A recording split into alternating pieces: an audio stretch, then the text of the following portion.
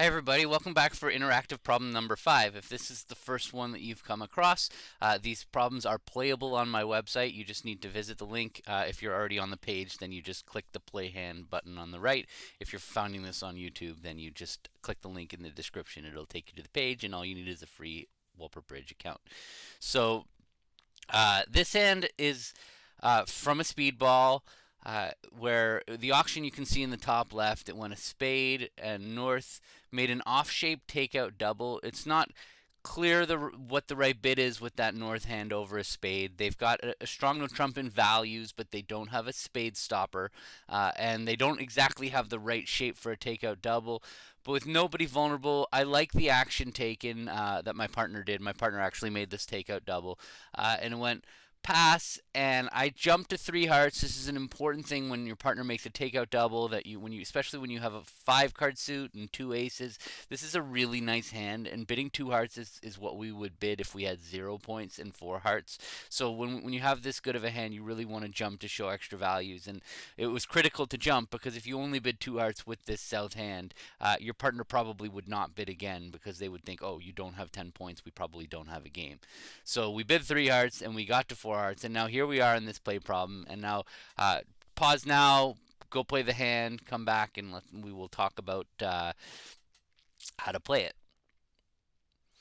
So on the play, in general in suit contracts, I'm looking at my losers in the long trump hand, and I'm going to try and get rid of as many of them as I possibly can. And when I count my losers, I don't have any trump losers on the surface.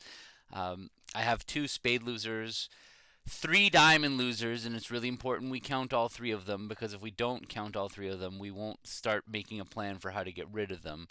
We do see an easy way of getting rid of some of them by trumping them in the dummy, but we need to recognize that there are 3 diamond losers that need sorting out, and we have no club losers. So we go through the path of how can we get rid of as many losers as we possibly can.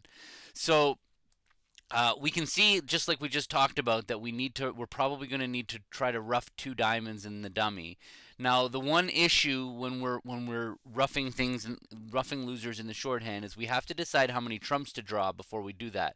And if you do draw 2 quick rounds of trump on this hand, or on hands like this, what'll happen is at some point we're going to need to lose a diamond in order to start roughing diamonds and dummy. So if we draw 2 rounds of trump, so let me just, this is not the correct line of play, but I just want to show you what will happen, is if we win the spade and we draw we go too quickly after trumps, we play the king of hearts and we play the queen of hearts, and now we realize, oh no, the trumps are breaking badly, let's go start roughing diamonds. What'll happen is when we go and lose a diamond, we've opened the door for the defense to play a 3rd round of hearts. And so this is a common theme on these hands where we're roughing things in the shorthand, that we have to wait before we draw any trumps, or at least before we draw 2 rounds of trumps in this case, before giving up a diamond. So that's one thing in the back of my mind, is I need to establish my diamond roughs before I start drawing trumps. But then I look at the rest of my losers. So I have an answer for my 2 little diamonds, and I'm going to try to trump them in the dummy. But I also have 2 spade losers, and I see potential for a way to get rid of my spade loser. I might be able to take a club finesse through the opening bidder, which they rate to have it. And then use the ace of clubs to throw away a spade. So let's count the points and see, do they have to have the king of clubs? Would they have opened the bidding if they don't have the king of clubs? Well, let's see. If they have the king, queen, jack of spades, that's 6 points. And then there's the king, queen, jack of diamonds is another 6 points. That's 12. They already have an opening bid. The jack of hearts is 13. The jack of clubs is 14. So there's more than enough room for them, even if they don't have one of those cards. Like if they don't have the queen of diamonds, there's still enough room for them to have an opening bid without the king of clubs. So it's a little dangerous for us to take a club finesse, but there's a nice little safety play that we can take here to make sure that we don't risk losing the club finesse and the spade finesse. If we simply duck the 1st round of spades, watch what happens.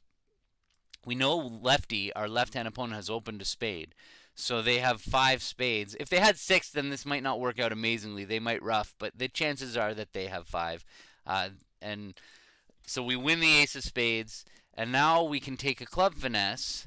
And now, even if the king of clubs is offside, they're not going to be able to quickly cash that spade because they don't have any spades left. So we ducked the spade, we won the spade, and now we take a completely safe club finesse. It's not even risking an over trick, an under trick, a trick. So we win the queen of clubs, and now we can cash the ace of clubs to throw away our spades. That's one of our losers gone that we from our original count. Now all we have to do is sort out the diamond ruffs. And so we can cash one round of trumps because that won't be foiled that won't foil our that'll only give the opponents the opportunity to lead a second trump, not a third trump. And all we need to do is ruff 2 diamonds in the dummy. So now we play ace of diamonds and a diamond, and they'll win. And I think the best for them, if they play back a trump, it'll actually help us a little bit just by finessing themselves. So they'll probably just play back a club, which we ruff. And then we ruff a diamond. And now we can cash a second trump, because obviously if the trumps are 2-2 now, we could just claim. They're not 2-2, so we ruff a spade, which we know is safe, back to our hand. And they can throw, if they throw the diamond, then we can just ruff and draw trumps.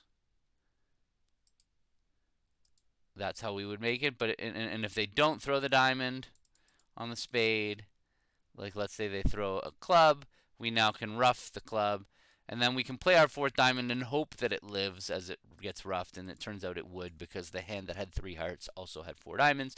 So the optimal result on this hand was actually making 12 tricks. No, 11 tricks. I take it back.